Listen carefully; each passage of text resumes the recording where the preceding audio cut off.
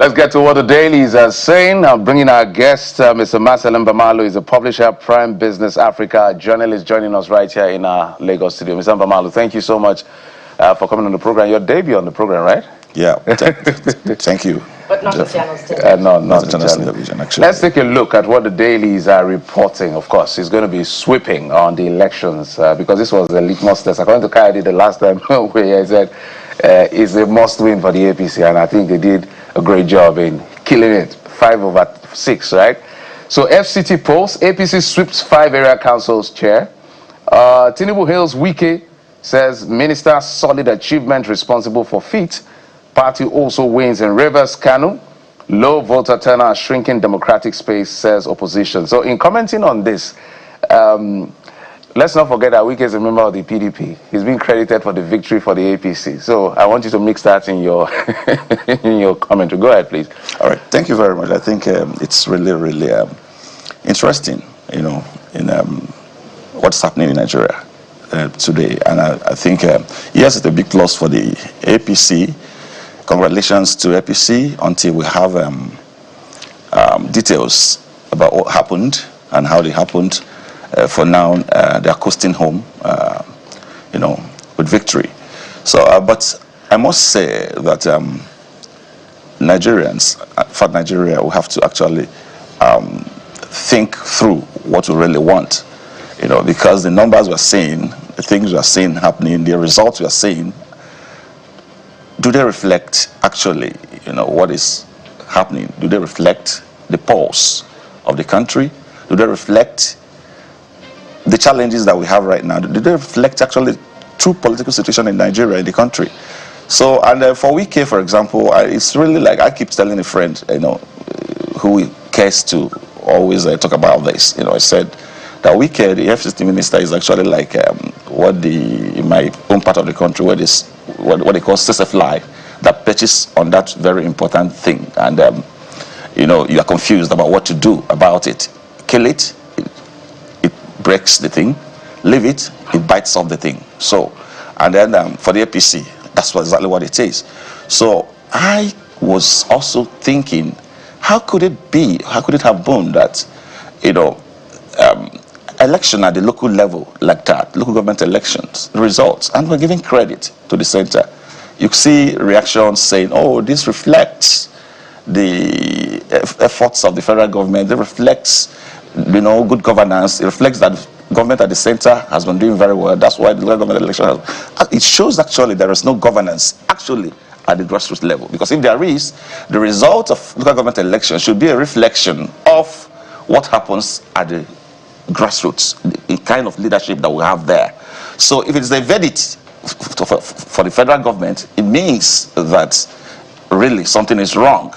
So election results in a local government in Nasarawa, for example, cannot be a reflection of the efforts or the governance that happens at the center. It should be a reflection of what the local government administration there has been doing, what the state government has been doing, is a vote to support, to say, yes, we accept the governance at the state level or at the FCT level or at the local government level. It shouldn't be a reflection of what happens at the center. It shows that something wrong is happening with our polity.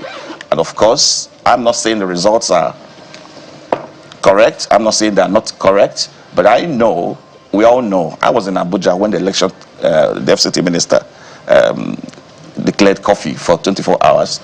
Of course, I'm a victim because my flight was cancelled. I was to come back, first flight 6:30 a.m. that day. My flight was cancelled, so I had to stay in Abuja for another 1 day before I could come back to Lagos. So I was asking, why should we really close down the country? Some miss their international flights. Why should we close down the country because we're having a local government election? Why should a state, because it's having an election, block the entire country? If Ogun State is on election, for example, a mini election in Ogun State, then you block the road. Those who are traveling from Lagos to Ondo State will not be able to pass through because you have an election. It shouldn't happen.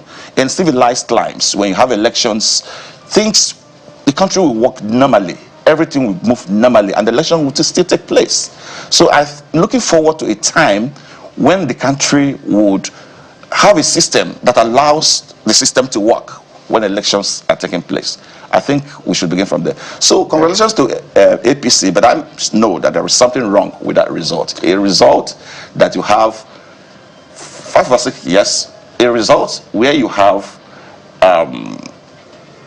anyway, I just said that Wike, for example, is like, it's just a fly that perches on a very important thing, and you don't have to break it without strategy. If you break it, if you attack it, you break that important thing, and if you leave that there, it will destroy that. When you say something is wrong with the result, what do you mean by wrong with the result? Well, I don't know. I'm not an umpire, but I'm saying that I think I may not just have to say something is wrong with the result. I'm saying that the result, as it were, does not really show that other political parties are there, because maybe I have to blame the other political parties actually. Are you going to blame the APC for the other political parties not showing up? Of course, we don't have to. We don't have to until the details of what transpired come out. Then we know who to blame. But for now, have to blame the opposition parties who don't do enough to ensure. Wanted to be clear on what? Can we also still rely on the integrity of those results? Because there are reports that in about 18 polling units, there were not up to 10 people to come out and vote. There were reports of, thank you, Bukola, there were reports of voter suppression in some places. These are just reports. I wasn't there. But there are reports of voter suppression. There are reports of voter apathy. I was in Abuja on the day of election, actually. There was serious voter apathy. The movement restriction by the FCT administration also helps to oil that voter apathy. You see that people could not move around. People could not just, get to even those whose units, polling units were changed, actually couldn't get to those locations. One, because they got the notification very late. Two, they don't have the mobility. They didn't have the mobility, the means to get to those locations. So I think that a whole lot happened. But as I said before, until details come out, until those who monitored it officially come out with details of what transpired, then I don't think we should continue with the congratulatory messages to APC until that happens. Well, the results are out. The results are out. They play their politics. They have congratulated Right, themselves. you might say. They play their politics. That's why we say I would never quarrel with the politics of any political party. I'm just interested in, I'll question everything that has to do with the process. Because well, very quickly, let's head to the next paper. And I have the Abuja Inquirer, curiously, as next on this one. And it is, trailing the local council elections. Wike delivers FCT to APC. I like that. Gets Tinubu's praise. Voter apathy, Mars poll. ADC CSOs cry foul. Little wonder that the civil society organizations and the opposition parties are also, putting a huge question mark on this result. And if you looked at the PDP statement, in which it, though congratulated its candidate who emerged victorious in one of the local councils, but it's also, resolving to look into some of the concerns that trailed the elections. It's alleging, as you said, voter intimidation, voter suppression. So beyond the PDP now, look at the other political parties. What are the options open to them? And is there really any hope, for them to seek redress in court? Well, first of all, let me just say that from what has happened in FCT, you could see that this is not just about e-transmission. The 2027 elections we are talking about is not just about e-transmission. The challenge that we have there is not just about e-transmission of results. There is much more to it. You could see manipulations. You could see allegations of manipulation. You could see, as I mentioned earlier, voter apathy. You could see vote suppression and the rest. So the opposition parties should do much more than just give marching orders to voters to please defend your votes, defend your votes, defend your votes. Sorry. Defending votes, for me, it's just empty if they don't structure in such a way as to have presence on the ground. have presence across the polling units. And those presence they're going to have, it's not just having presence for the sake of having presence, but being actively present. That's the only way you could defend your vote. It is not by just a blanket directive to Nigerians, defend your votes, defend your votes. That said, the headline actually talked about wicked delivers to, and I'm just wondering and asking, what did the minister deliver? How did he deliver as he voted for APC, right? Or he asked Nigerians to vote for APC and APC won. So when we keep, sometimes the narrative, the way we even frame the narrative, makes a right-thinking person wonder, are we joking? Are we really in a big joke?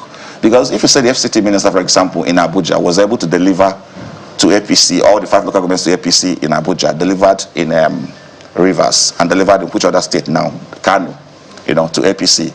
How did he do that? If we have a transparent system, it's impossible anywhere in the world for a minister of a federal capital territory to deliver 3 states to the ruling party by just being the minister or by being a member of 2 political parties. Just that's one vote. We can question the anomaly, but let me give you an instance. All right. He made 2 PDP candidates in Amak and one other local government to step down. So that's why I said I don't question the politics. I'm interested in the process. So that is a big deal for a candidate of what we can now see that the PDP, at least in this election, is the real opposition. Yep. Made 2 of its candidates say, guys, let's be. And those votes are now given to the APC. So okay, you cannot dismiss that. Yes, of course. But maybe you might say the politics leading to the election, the politics of the PDP, the APC, the issues within the opposition party, the PDP, how he triggered it, what he did, his role. Maybe that's what we're referring to. But the election proper, fine. He made them step down. But then, how does that influence the election? Of that? In fact, the narrative, I keep talking that even we in the media, also the way we craft the narrative, because I feel that it's an insult to a country to say, for example, that a sitting minister is able to influence results in 3 states just because he asked someone to step down. The president said he has done well as a minister. What I'm referring to. For the president actually congratulating him and saying that is also not in good. It's not a good thing. Well, to say. Let's quickly go to the Vanguard newspaper. It also leads with the same story. APC for other parties ready. Vanguard is concerning the 2027 elections. So what does that mean? Well, you see, it's a breakdown from the Vanguard, just looking at the readiness of the political parties in a manner of speaking. They say that 16 in disarray may not present candidates for most offices. So while we are talking about the FCT local elections, the Vanguard is looking ahead to the 2027 elections. So it's a page 5 read, as I said. Your thoughts on this? Because we've added 2 more political parties now to the 19 we had before. So the Vanguard seems to be saying only 5 parties are really ready for the election. Should we just have a conversation around these parties and say, what do we do with them? Or should we keep adding more parties? I think there's already a solution which the opposition is not really handling very well right now. The solution to changing a strong government, strong in quotes, a strong government, if actually they want to or they wish to, is to come together. The ADC is having a coalition that, for me, is also very dicey. What's the quality of the coalition? Because it's not about quantity now, it's the quality of it. So I think, as I said earlier, that the ADC, that's the hope for now for the opposition. The ADC should rally together, put their heads together and ensure that they have structure across the 36 states of the Federation. That's the only way. If you don't have structure, without structure, you can do nothing to unseat a ruling party. In Africa, ruling parties are strong. Show me a ruling party in any African country, any African state that is not as strong as we are actually experiencing here. Whether it's positively strong or negatively strong. So the point is that for Nigerians, of course, as I said earlier, I've said that before, but not on this platform, that, 2027 election is actually a race between Nigerians and politicians. So irrespective of the party you belong to, it is a decision that we want things to move. So if you're not making things to move, whether you're on the ruling party or not, Nigerians are not going to vote for you. And that is the reason we are talking about making the votes count, ensuring the votes count. So opposition has to do much more. What INEC is not doing right now, opposition should do. What is that voter orientation?